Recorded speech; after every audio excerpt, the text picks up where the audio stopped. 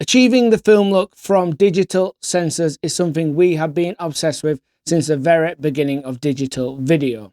Well, what if I told you there is one workflow all the top DOPs and colorists have in common? Not only does it make it easier and faster, but it works with any of the camera manufacturers. With over 90% of Hollywood movies over the last decade being captured on digital, it feels like we are getting ever closer to the actual film look that we have been chasing for so many years. That got me thinking, why do these massive productions with almost unlimited budget choose to shoot digital, and why are they so confident that they can get the Hollywood film look they are after?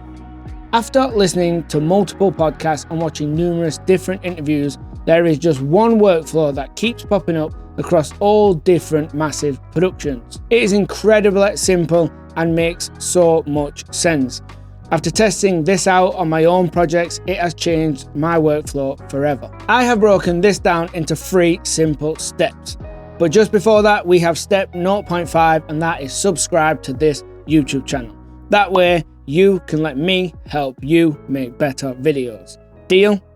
Right, let's jump into step number 1. The most common and normal way to get our digital footage to emulate film is to first capture the footage, doing everything we can to lie, expose and frame our shots. Then we would take that captured footage into our editing software and start to use color grading tools, plugins and overlays to try and achieve the look and feel of film. So then, this workflow is great, right? No, there is a massive problem in the way this is done, and to solve that problem, we need to do the whole process in reverse. Now I know what you are thinking. How can we color grade footage that has not even been captured yet? Well, this is where the Joker comes in. The Joker movie has one of the most iconic looks and color grades in modern cinema. When listening to an interview from Jill Bogdanovich, who is the incredible colorist behind the film, she mentioned something that I kept hearing from the very best in this industry. So one of the benefits of me being involved early with these guys is we build the LUT, do testing before everybody shoots, and they have the LUT on the monitors, in the camera, whatever, on set, so everybody sees it. Having Larry see all of that as he's shooting, he could adjust color temperature of lights, or if something felt too distracting, he could adjust it on set. That collaboration makes it much smoother. So on set of the Joker movie, they was filming to an already color graded image. Now I know what you're thinking, this sounds incredibly time consuming and difficult, and that's a mistake I personally made. I have found a way that anybody at any level can get this rule into their own workflow. The first thing you will need to do is grab your camera and one of the most used lenses from your own lens kit.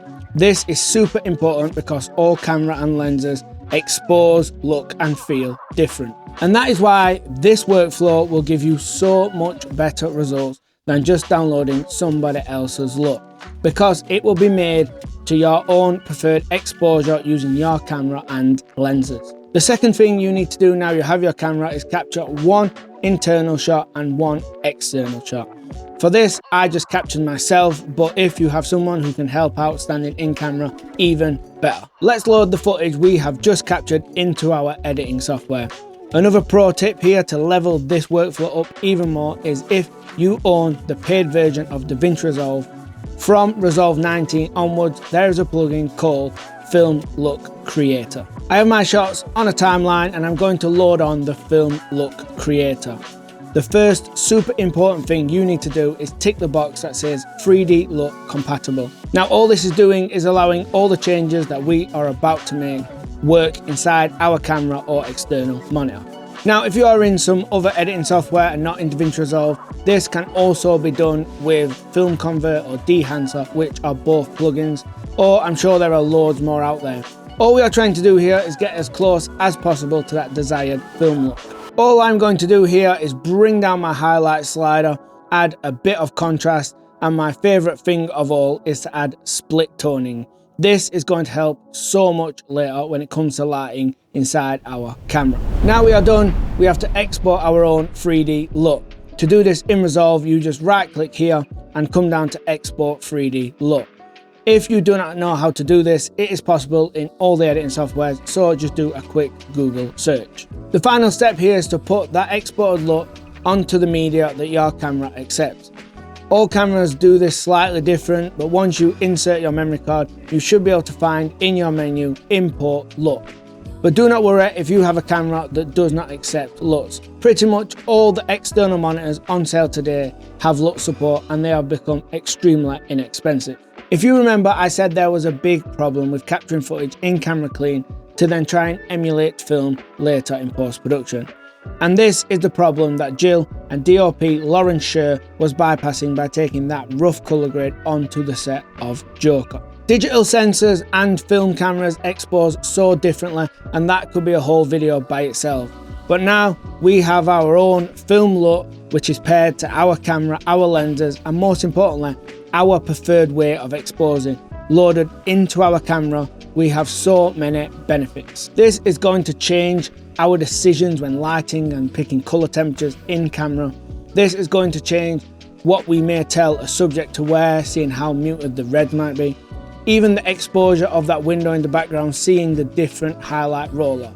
Even the exposure of tube lights on a roof, knowing that we've got a bit of freedom to push them a little bit further. You get my point here, the knock-on effects are endless. It's the changes in those little decisions made before the footage is captured that are going to get you the desired look you are after. Now you can just use those 2 LUTs we have loaded in camera, or even add more.